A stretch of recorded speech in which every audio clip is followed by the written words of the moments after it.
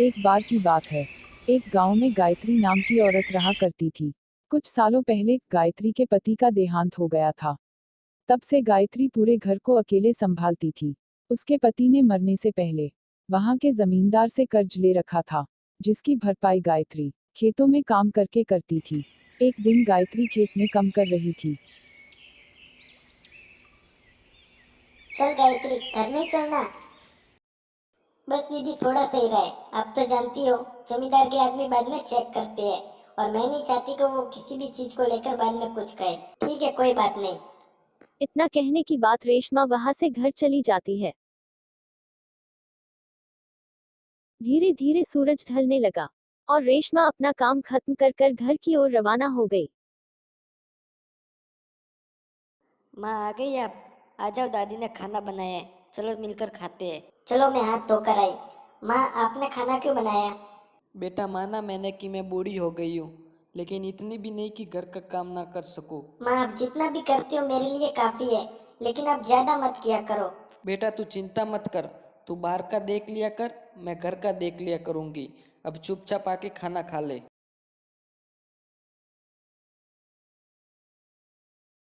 अगले दिन गायत्री ने एक डिब्बे में से पैसे देखे। उसमें पैसे बहुत ही कम थे। आज जमींदार जी से पगार की बात कर लूंगी। फिर गायत्री खाना खाने लगी। फिर उसने देखा कि जमींदार जी वहां पर उसका काम देखने आए हैं। वह तुरंत ही जमींदार के पास गई।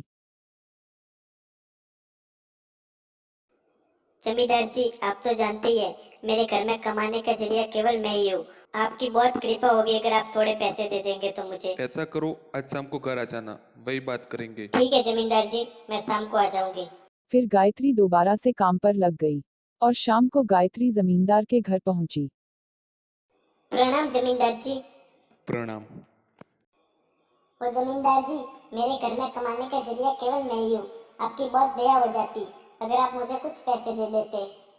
तुम्हें तो पता है, तुम्हारे पति ने मुझसे कर्ज लिया था, लेकिन वो तो अभी चल बचा। अब वो मेरा कर्ज कौन चुकाएगा? पहले वो कर्ज चुकाऊं, उसके बाद मैं पैसा दूंगा। ऐसा मत करिए जमींदार जी, अगर आपने पैसा नहीं दिया तो मैं तो बिल्कुल भी बर्बाद हो जाऊंगी। मैं आपके अलावा कहीं पर भी काम नहीं करती। एक बार बोल दिया ना, तुम्हें पैसा नहीं मिलेगा। अगर पैसा चाहिए तो पहले तुम काम करो, वरना मेरे आदमी लोगों को भेजकर तुम्हारे घर का सारा सामान ले लूंगा। फिर गायत्री बेचारी उदास होकर अपने घर की ओर रवाना हो जाती है। फिर जब गायत्री घर की ओर जाने लगी, तब अचानक से बारिश शुरू हो गई और गायत्री का एक पैर पत्थर से टकराया और वह गिर पड़ी। लेकिन उस पत्थर पर बिजली गिरते ही वो पत्थर एकदम चमकने लगा। फिर गायत्री ने वह पत्थर अपने हाथों में उठाया और उसे लेकर अपने साथ घर चली गई। गायत्री, आज बेटा इतनी देर कैसे हो गई? सब कुछ ठीक तो है ना?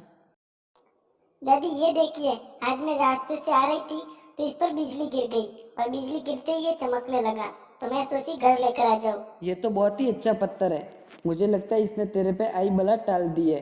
एक काम कर, इसे मंदिर में रख दे। भगवान ऐसे ही सारी घर की परेशानी दूर कर देगा। अगले दिन देख बेटा, आज मैं मंदिर में पूजा कर रही थी कि अचानक से ये लोहा सोने में बदल गया। पर ऐसे कैसे हो सकता है भला? शायद सोने का पानी चढ़ा लोहा होगा, ऐसे ही रख दिया होगा किसी ने यहाँ पर। बेटा, बहुत उम्र हो गई मैंने सोना देखते हुए। मेरी आंखें कभी धोखा नहीं खा सकती। एक काम कर, तू इसे शहर जाकर बेच के आ जा, और उसके जितने भी पैसे आए वो उस सेठ को देकर अपना कर्जा उतार देना। फिर वह माजी सोने का गिलास गायत्री के हाथ में दे देती है। फिर वह गायत्री उस गिलास को लेकर शहर में बेचने चली जाती है और वह जाकर पता चलता है कि वह असल में सोना ही होता है, और वह गिलास के बदले पैसे लेकर आ जाती है घर पर, और सेठ को वह सारे पैसे देकर अपना कर्जा भी चुका देती है।